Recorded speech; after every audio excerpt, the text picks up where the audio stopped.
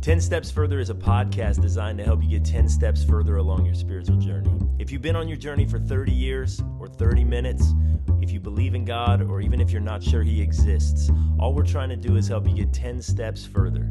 I'm Jonathan, and this is Jack, and we're just taking a walk. Why don't you join us? Welcome back. 10 Steps Further. Lesley's here, the voice of all women. Woo-woo. Jack Hawkins. Jonathan Schmitz. A voice. So I got this today. We're online. You can watch us. If you don't, you can watch Canyon Springs messages every week, and we post them online. And we're kind of getting better at that. So my wife goes to get her teeth cleaned. Okay. And the hygienist used to go to Canyon Springs. They've moved away. They can't quite reach us. And there's Okay. a lot of people, but they still watch. Yeah. Right? Yeah. And so she connected us, and her mom used to come. And but her mom lives in New York, so mom comes on vacation, goes to Canyon Springs. Well, her mom watches every week. No and way. So Emma says to Jelaine while she's cleaning her teeth, yeah, my mom watches every week, and you're her favorite. So good. I know, so that's great. Thanks. My wife is the favorite. I She's my appreciate favorite that. too. She, like when she's She's my favorite too. when she's speaking. I got that word. Okay, I've cried after her messages. I don't know if I've cried after one of yours. Yeah, probably during, like, is this ever going to end? Or I can't believe he made the scripture say that. Probably cried for that. No. Okay, I'm going to read a story. Do you guys remember in 1987? I was Let- 3. Oh man, I was 5. Okay. 87. I was 87. I was So- 9. Okay, you Yeah. probably wouldn't remember it. But on that night, it's a spring night in America, and 7 million children suddenly disappeared. We may have been 2 of them. No, I don't think so. Was it the worst kidnapping wave in U.S. history? Nope. It was the night of April 15th, and the IRS had just changed a rule. Instead of merely listing the name of each dependent child, tax filers were now required to provide a Social Security number, and suddenly 7 million children disappeared. Oh, wow. There were 7 million less children It's a lot claimed on 1040 forms. They just vanished. It's a lot of fraud right there. 7 million kids fraud. Isn't that amazing? Today we're going to talk about what is truth. And it's a big, big conversation that we're going to have. We could take it, we literally have no idea what direction we're going to take. Jonathan will try to derail this conversation. I don't know. This one I'll try to rail. You're going to try to derail it. I'll try to get him 'Cause we gotta- to say something that we don't approve of. Right. Well, it did organically come about, though, because Yeah. we were talking after a podcast or before a podcast one time during this COVID season. And I was like, well, how do we even know what's true? Right. Yeah. And Jonathan's like, that's right. That is that's right. That's a lot. I think there's a lot of people right now asking that, like, what is truth? Which, coming from, I think, like, as far as a biblical passage, that was what Pilate was confronted with a difficult situation where the masses wanted to execute Jesus. Pilate knew Jesus was innocent. Jesus, at that point, somehow just basically puts Pilate on the spot. And tells him that he's the truth. I'm not sure exactly the quote, but Pilate's response is, what is truth? So Pilate knows the truth, but chooses to do what the masses want, Right. which I think is relevant. It is. There is a phrase that is just come out since 2016, and I believe it was right around the election for Donald Trump, Okay? that we now live in a post-truth environment. Okay. And a post-truth environment, by definition, is this. It's an environment in which facts are viewed as irrelevant Okay. or less important than personal beliefs and opinions. Okay. Emotional appeals are used to influence public opinion. Yeah. We're not as concerned with what is actually true. Right. We are more concerned with what our own opinions are and really getting what it is that we want. Yeah. Yeah, I think people generally probably have always kind of been there. right? I mean, we've always kind of been like we've leaned on the facts that benefited what we wanted to be true.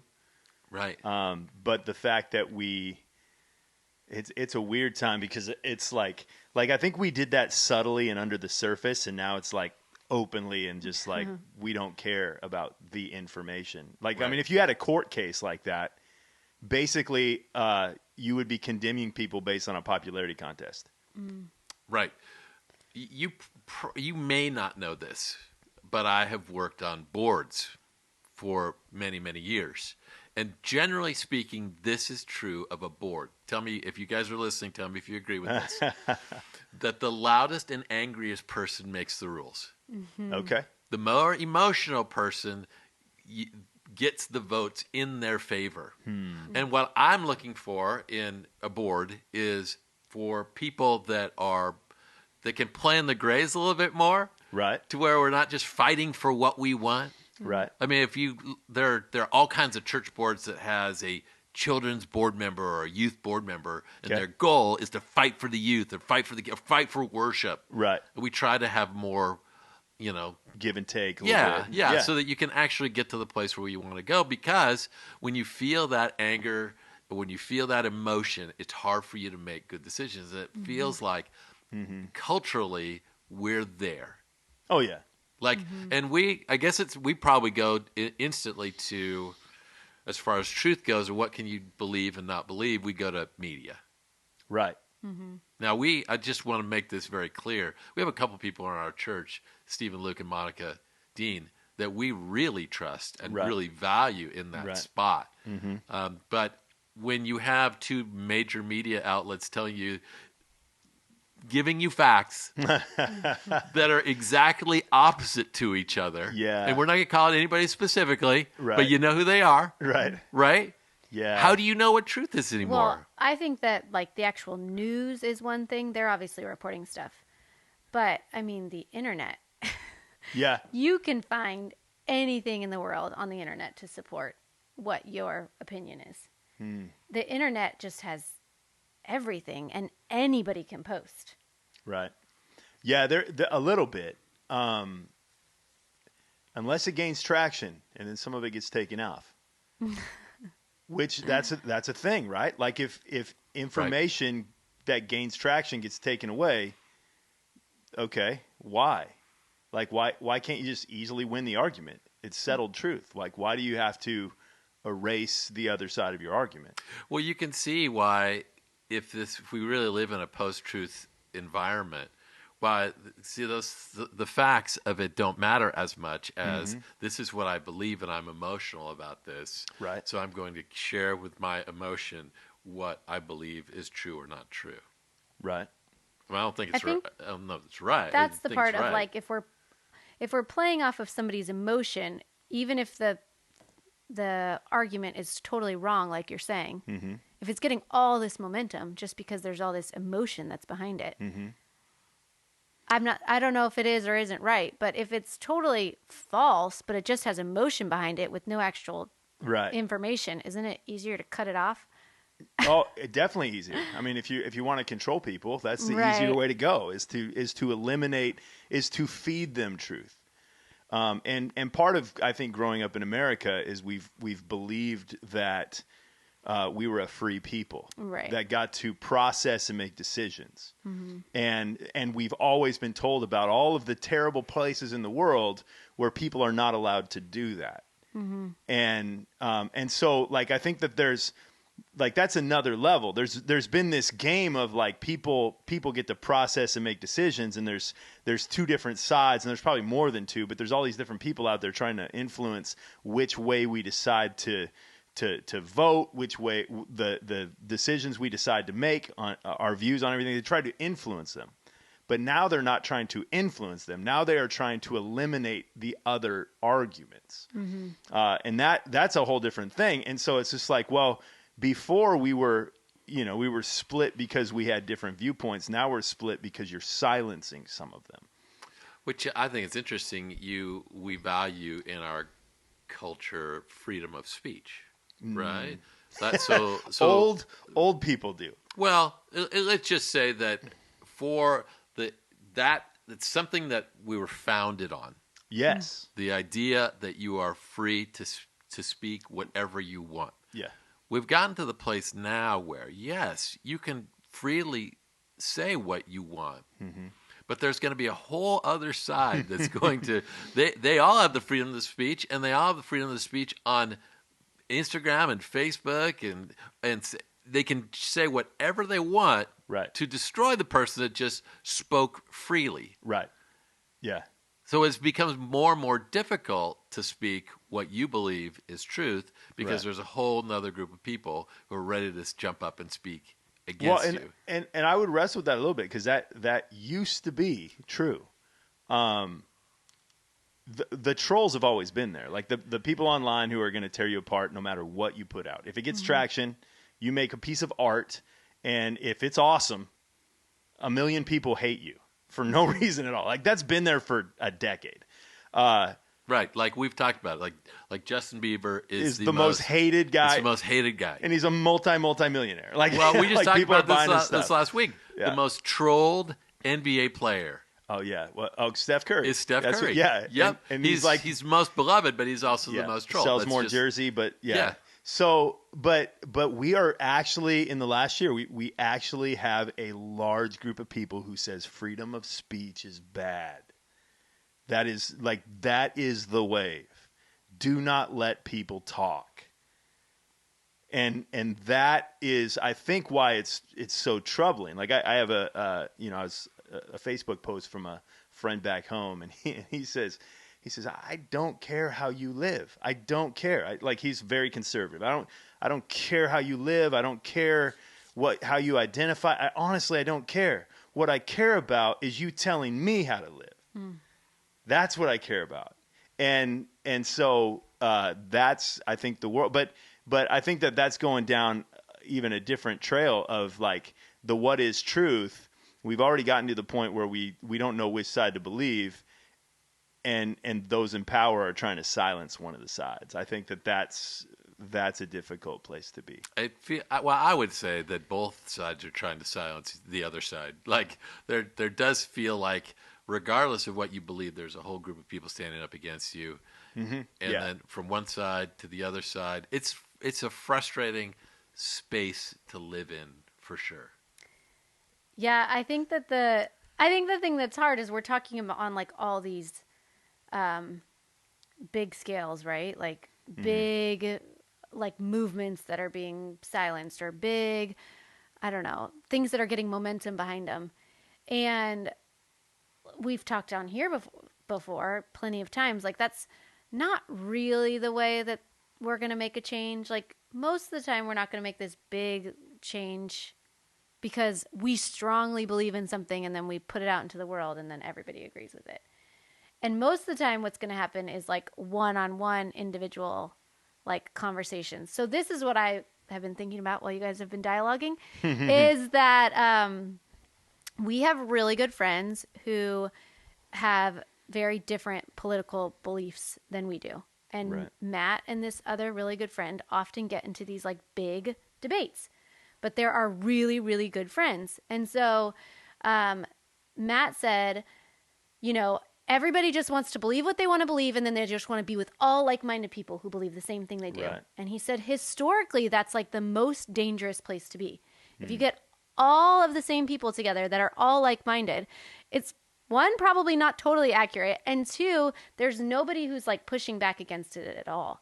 And so he said the best place to be is when you have like a very healthy relationship with somebody else who believes something so different from you, whether it's political or, like religion, anything that believes something so different than you, then you can actually humanize it a little bit and understand like the person that's behind it. And then you can have like a healthy dialogue. But when you say that you're really like pro-COVID and you think that this is like a real thing and everybody should hunker down. Yeah, bring on some all COVID. In favor of COVID. Say aye. And you really think that like people are not taking it seriously, whatever. If you're only rallying around people who are the same exact way than you, then it's going to be this huge confirmational bias. And so you're just going to pull on your emotions and be more and more angry or more fearful that other people aren't doing the same thing. But I feel like there is a lot of issues around like what is true. And Jonathan, I like you a lot, but chances are you don't know all the truth in the world. Oh, I know I don't. And Yeah. if we're only rallying around people who are in exact same like-minded as us, then it's not going to ever challenge our opinion. But if you just look at a mass of somebody who's totally opposite of you, it's also not going to persuade the way you think. The only way that we're really going to have discernment is when you have really intimate relationships with somebody who maybe has a different opinion than you. And chances are that person, it's not going to convince you to go from the left all the way to the right. Chances are you guys are both going to come in a little bit and see each other's point of view. And it's going to, I think that the divisiveness that has happened in this last year during COVID is like, it's scary. I've seen it happen in tons of families, and it's been because there's been massive amounts of things. Like there's the pandemic, and then there's racial issues, and then there's political issues. Like all of it has just steamrolled on top of each other, and people just feel like, I need to choose this side. I align with this side. Now I'm going to follow everything that this side thinks. Right. And everything that's complete and totally opposite, it's just going to make me more mad, and there's no way I can like even see that viewpoint.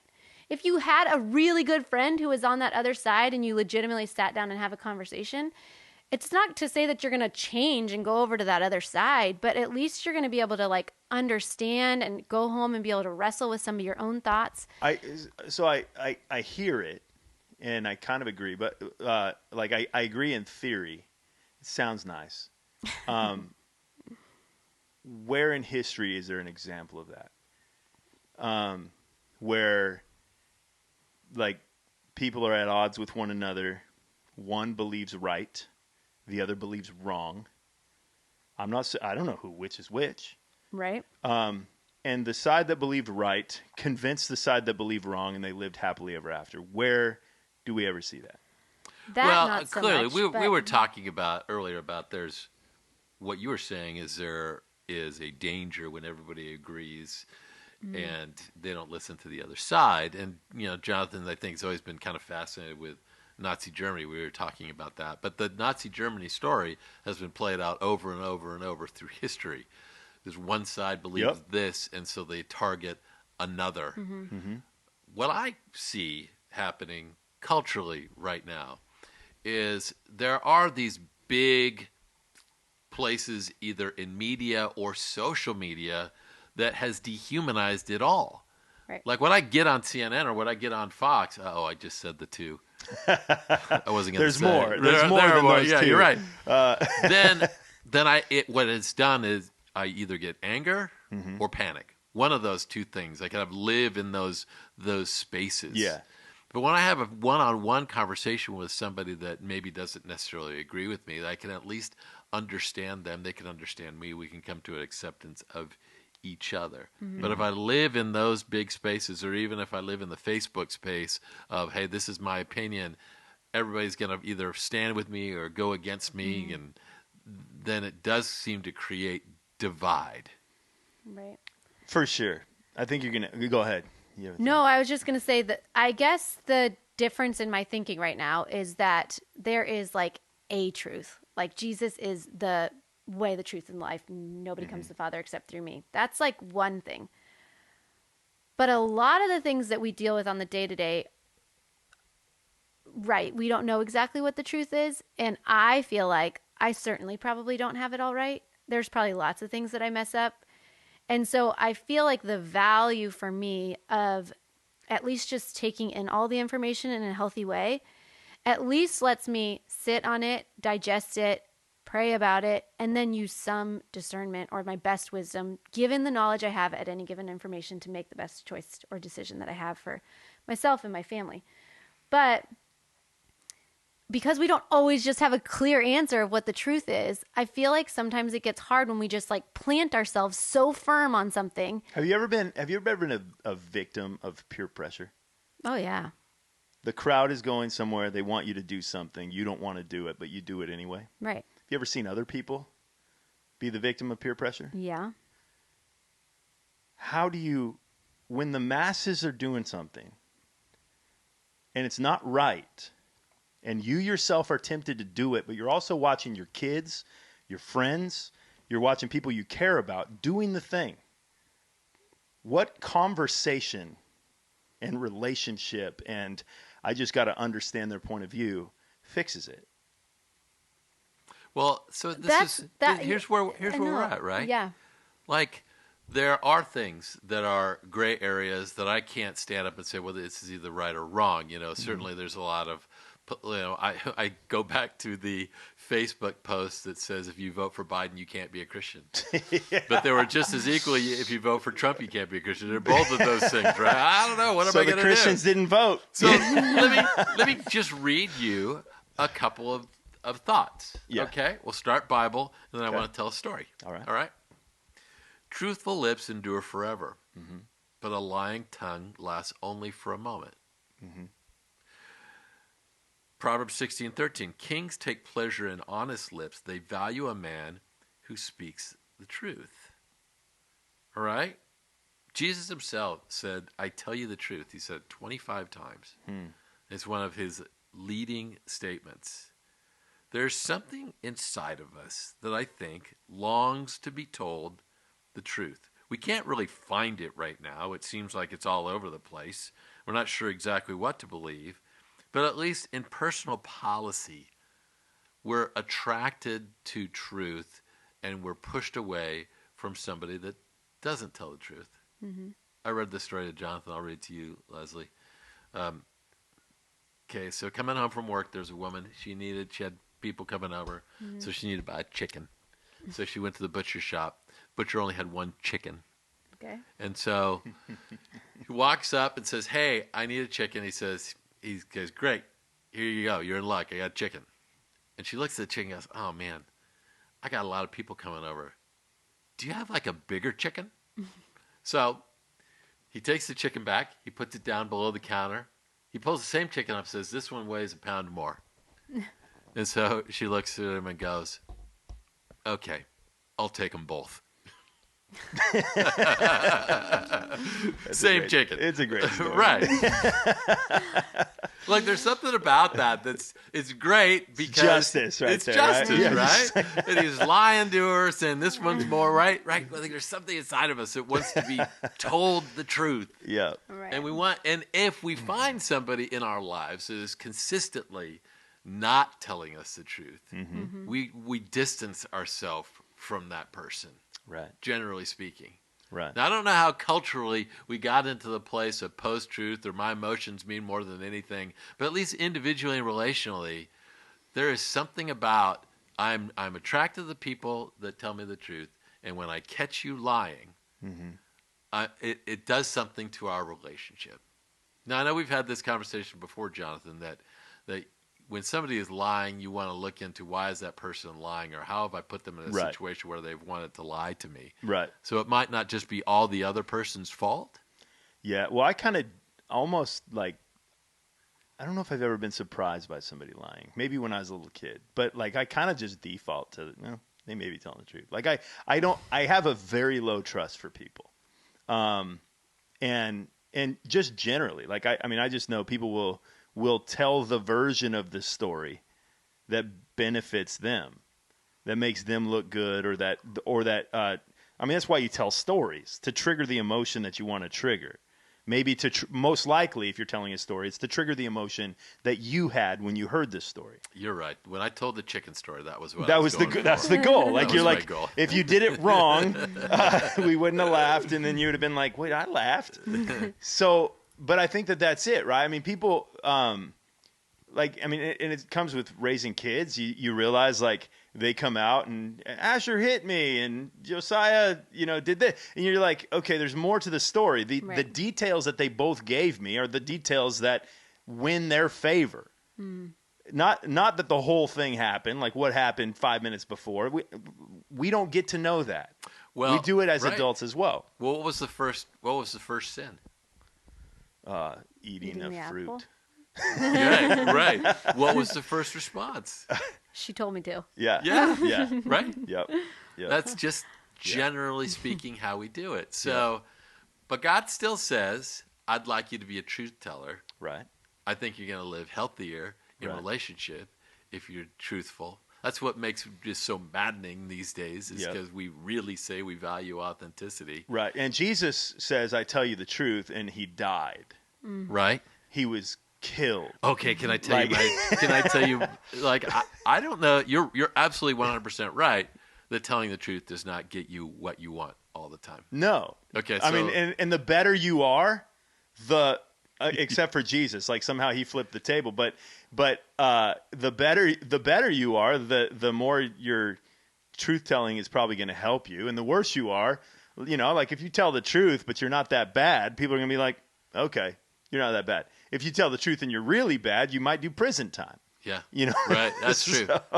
Okay, can I tell you my story this week from Yes. like I have a natural tendency through growing up or whatever to like say the thing that will get me the most benefit. Okay. And I'm realizing this, and What did I just say? I know. And like, oh, he's a pastor of a church. Yeah. And so I have to be really exacting with my truth. Yeah. Like I have to be very conscious going into something. So I was gone last week, and when I was gone, the toilet overflowed. The girls didn't catch it in time, and so now the floor out in front of my bathroom buckled. Yeah. Right? So I called the insurance company because 6 years ago we had the same thing happen in our kitchen, and we, instead of spending the money to redo the entire floor, which I wanted to pay for, we used it to rebuild the kitchen. Now, it was weird because when the pipe burst, they came in, they found mold, which they will almost always do, Right. and they took down all the bottom cabinets. Were all gone. But they still only wanted to pay me to resurface the bottom cabinets. Okay. Well, how is that a thing, right? right? How am I going to end up with any kind of decent kitchen if half of the bottom half is Sounds like looks a real first world problem. Okay, you're right.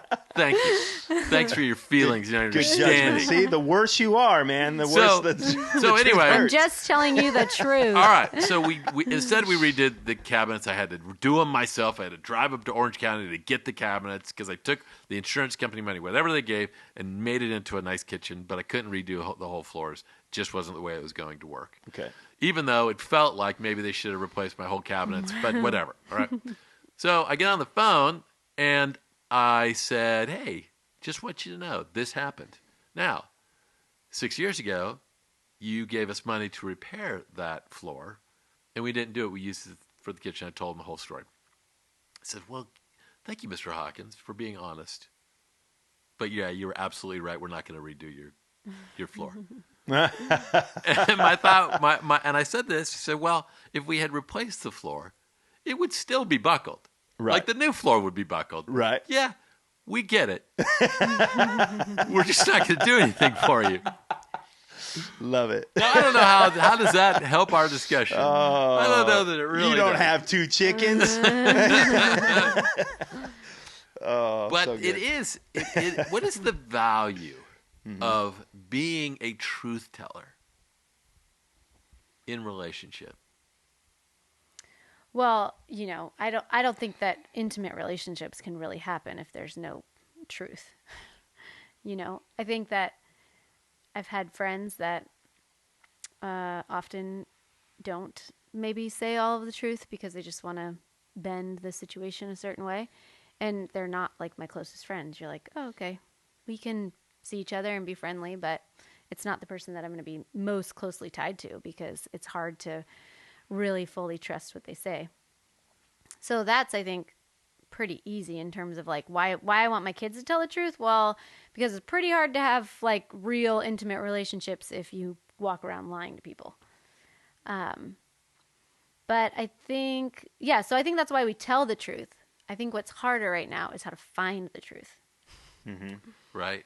Yeah. And I guess what I feel a little bit like Jonathan and I, we could fill a week of podcasts talking about finding the truth in our current environment and what people are saying and why they're motivated to say it. Right. And I just feel like I'm never going to get my arms around that piece. Well, that's when I gave, so this summer with everything that went on, all the political stuff, all the race stuff, all the COVID stuff, you're locked in your house. And I've never been, I've always been on the outside of what's going on.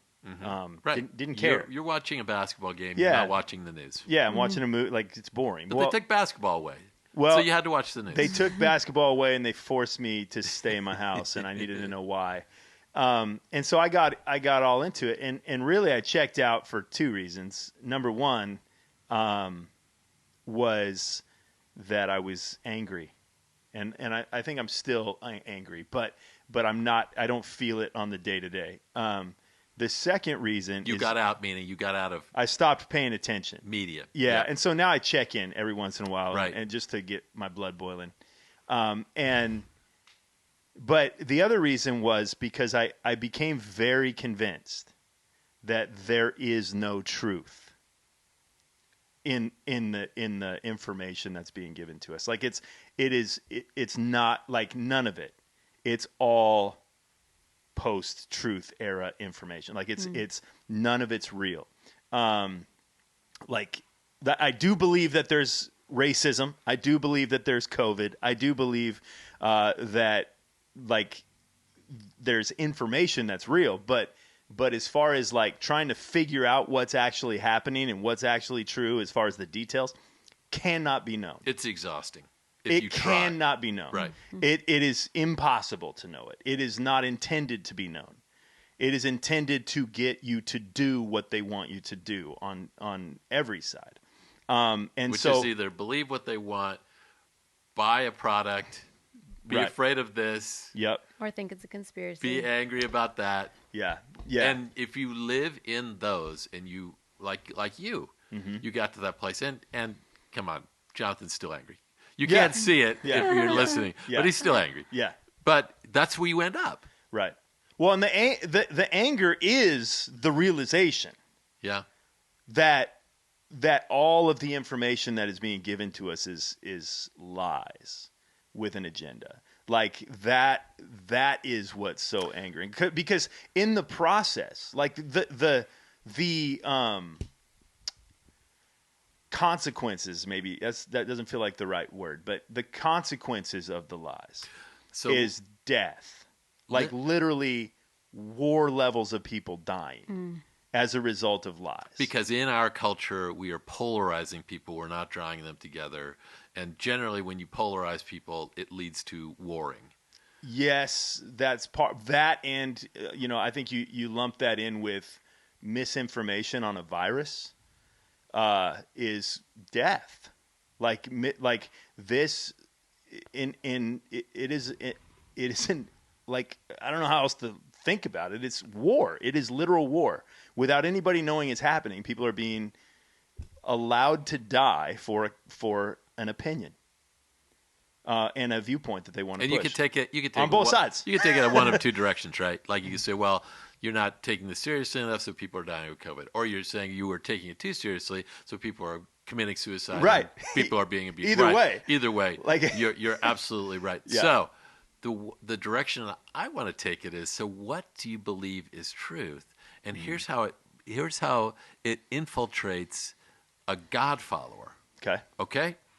So now I'm at this place, if I'm living in post-truth, I go to my Bible, and now I'm the one who decides what's true and what's not true. And when God steps over the line of something that I don't think is true anymore, then I don't trust him or I don't believe him. I'm just going to use my own filter to decide what is right and what is wrong. And to me, there is a massive danger in that. Because I have to get to the place where I believe there is post-truth is one thing. It kind of started with ethical relativism.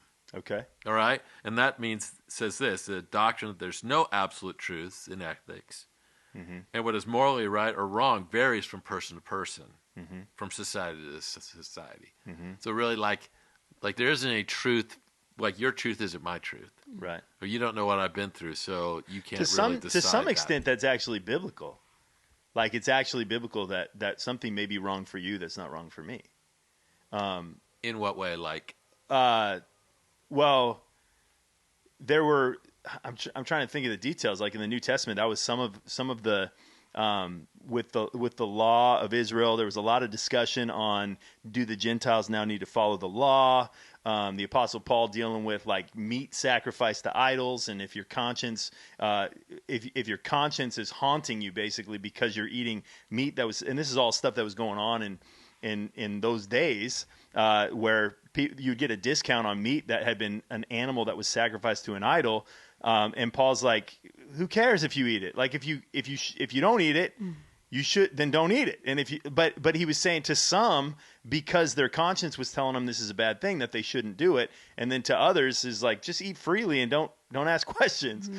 So there is, maybe in a more kind of modern example of how we've framed that is, for one person, it may be like wrong for them to have a beer with dinner. And for another person, it's not. And so there is something to like we want to be black and white on every issue, but like, what does modesty mean? Bible tells us to be modest, but what does that mean? Right. Like that's a cultural understanding. Like, I remember I was reading a book a long time ago. I think I got into the first couple paragraphs of it, and that's as far as I went. But it was talking about like, if you walked in on a woman in the shower in all these different parts of the world, she would cover a different part of her body. Like it's not the same everywhere. And we just like to think, oh, everything's just kind of black and white. So I could see how that could lead further and further and further. Yeah. Yeah.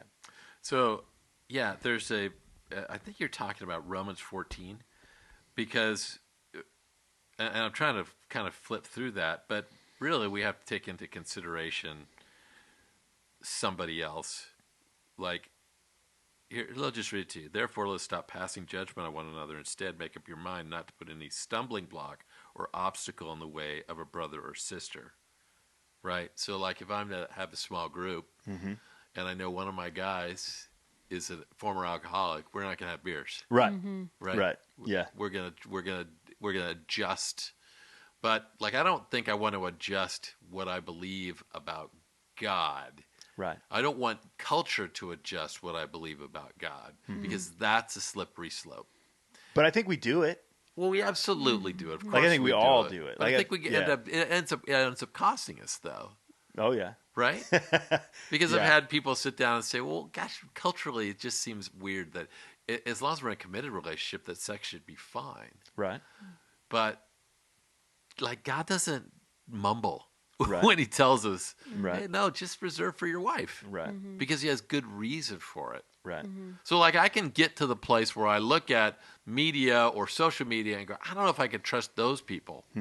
But I have to get to the place where I go, this book, I'm going to do whatever I can to follow what this guy says, Right. because he has my best interests at heart.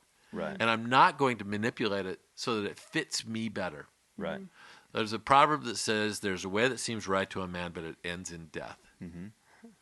So I'm going to try to do that. We were talking about what they said in Judges. Everybody did what was right in their own eye. Right. And it was like the worst time in Israel's history. Yeah. They would. Yeah.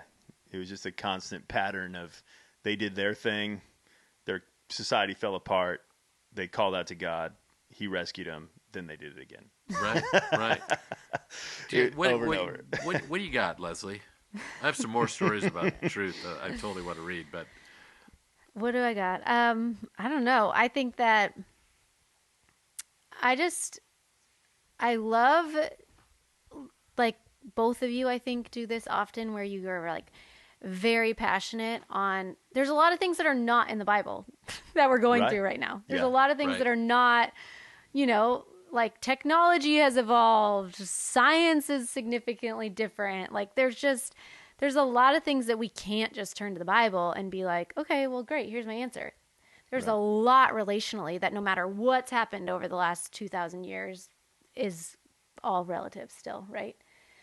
But so that's just the only part that I get a little bit, I don't know, I have a hard time with, because I don't, it's probably a lot of just my personality, but I don't ever stand so firm in one opinion about like a particular like current topic of events and feel that I have to be right, and that means everybody else that doesn't feel the same way I am is wrong, and so now it's my duty to go and tell them like what the truth is. And like your Jonathan's example of peer pressure, that to me is like that's very different than, you know, trying to figure out like how do we navigate the racial issues that are happening right now. That's like very different to me than figuring out how do I navigate the COVID things that are happening and figuring out. And I guess it's probably because I don't feel like I've ever like arrived on what I believe the truth is. Like I don't feel like I've ever, because to what you're saying of like it's really hard to find the actual legitimate truth. I don't believe that I've ever like gotten there. And so if I have a friend who feels very different than I do about COVID, or who feels very different than me about racial issues or politics or whatever that might be, I don't know that and again, this might just be my personality, but I don't really feel like, wow, you're so wrong and I need to tell you what the truth is, because I don't know that I've arrived there. Like, I don't know, and I can't just turn to the Bible and be like, oh, this is what it says on this topic. Right. Well, and that is the question, like right? If you saw your kid that was being influenced by peer pressure, to me, that's very different than like, you're definitely like all going to egg a house, and I know that morally, and that is wrong. And so I'm watching you go and do something that I know in my gut is morally wrong. 300 years ago, every person on the planet was okay with owning another person. Right. Like, right. It probably wasn't every person. There Probably not. There were probably And there's people probably that a lot really of and the people who very didn't kind. went along with it. But they did. If they didn't agree, they went along with it. They went along with it. That's Right. what I'm saying. Like, Yeah. like we live in a time. Like we don't think peer pressure is what it is. Here's the thing: if I show up at the grocery store and I forgot a mask and I want to run in and get ice cream, I don't go get ice cream. That is not because of my views on I'm going to kill an old lady in the store. That is peer pressure. Like, what we're doing is not based, whether that's the right thing to do or not, it's not based on my decision. It's based on the herd mentality. Well, but some of it's like law right now for us. And what does the Bible say about law? Like, God puts certain people in positions of power. We're at 42 minutes of Right. 45 minutes.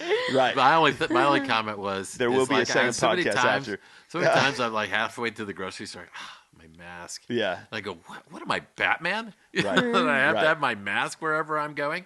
Yeah. Yeah. All I want to find say. out. Okay, I'm going to read. Okay, I'm going to read another story. Okay.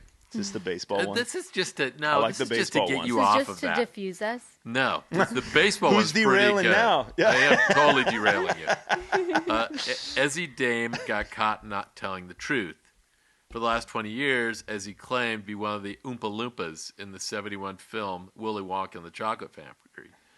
His claim was bolstered by the fact that he was 4 feet tall. But he just did it. I don't even know why. He wasn't even going to profit from it.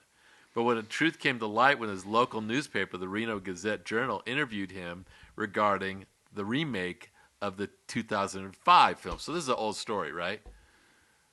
Rusty Goff, one of the original Oompa Loompas, caught the deception and told the Reno Gazette-Journal he wasn't an Oompa Loompa. Of the 10 original Oompa Loompas, there are only 4 still alive, and Ezzy wasn't one of them. So Ezzy is sorry. He says, I never meant to harm anyone. It was a little white lie that became my haunted nightmare. I just love that story. I don't even know what it means or what the point of it was. It is awful when you get caught in a lie. To get caught in a lie is a really bad thing. It is. Look, I agree with you, Lesley. There's a lot of things that maybe it's hard to kind of figure out what exactly the Bible would say. There's a lot in there that you know what it says, and when you know it, follow it, believe it to be truth. Right. And believe it comes from, the source of it comes from a God that is not trying to catch you Right. or punish you, but who loves you. Just like you keeping your kids from running out in the street, just like you trying to keep your son. You just told a great story about Asher jumping over after a James Bond movie. Do you want to tell that? I don't know how it relates, but yeah, we were going. What was he? He was probably 12, and we were going to see the latest Daniel Craig Bond movie. I don't know if many people... That's probably immoral. Yeah, people probably like, wait, this guy's trying to tell us to follow God. But he hopped over, he kind of hopped over a guardrail thing as we're walking in. And you got to know, he's a little bit accident prone. And so I'm just trying to get him to not do that kind of thing. So my statement was, do you think James Bond would have done that? And he's like, oh, I don't know, And then we go in and we watch the movie, and then when we come out, there's like a concrete step, like it's like a seat height step that you can sit on outside the theater, and he decides to 2-foot hop jump onto top of it. Both of his shins just crash right against it, and I just about collapsed, like the pain I knew he was in, and he just eyes got big, just looked at me and just fought through the pain. And yet at the same and knew, right? He just knew, and you're just like, oh, dude, I'm trying to save you from that. I really couldn't say anything to him because I knew he knew, and he's suffering and trying to show me he's not suffering. And yeah, I'm not sure how that relates to truth. That's easy. That's an easy one. That's a softball. That is how God feels. It's why he says, do this, don't do that. Yeah. Because he knows the pain that you will ultimately suffer from. Right. If you do that, if you step away from that. Yeah. So, I don't know. How are you going to find truth? Who do you even believe anymore? Who really believe that this God is believable? Right. And if we commit ourselves to believing that truth and applying it into our lives and our relationships, I think we're just going to all be better off. Right. That's my landing point. Boom. Done. We have solved it. We haven't solved it. And if you only have one chicken, be honest about it. Yeah. And if Follow-up you weren't episode really an 2, 3, 4. Oompa Loompa, don't tell people you were. Yeah. Hey, read the story of the baseball. That wanna was my end with that favorite one in the notes. And then we'll end with this. Here we go. We're gonna end with this. 7-year-old baseball player, first baseman, Tanner Muncy, never thought he'd end up in Sports Illustrated. But he did. While playing T-ball in Wellington, Florida, Tanner fielded a ground ball, tried to tag a runner going from first to second base. The umpire, Laura Benson, called the runner out. But Tanner immediately ran to her side and says, "Ma'am, I didn't tag the runner." Umpire Benson reversed herself and sent the runner to second base. 2 weeks later, Laura Benson was again the umpire, and Tanner was playing shortstop. This time, Benson ruled that Tanner had missed the tag on a runner going to third base, and she called the runner safe. And Tanner, obviously disappointed, tossed the ball to the pitcher and returned to his position. Benson asked Tanner, "What's wrong?" And Tanner quietly said he tagged the boy. Umpire Benson's response, "You're out." Wow. She sent the runner to the bench. When the opposing coach rushed the field to protest, Benson explained what had happened 2 weeks before, saying, "If a kid is that honest, I got to give it to him." So good. Take that, LeBron.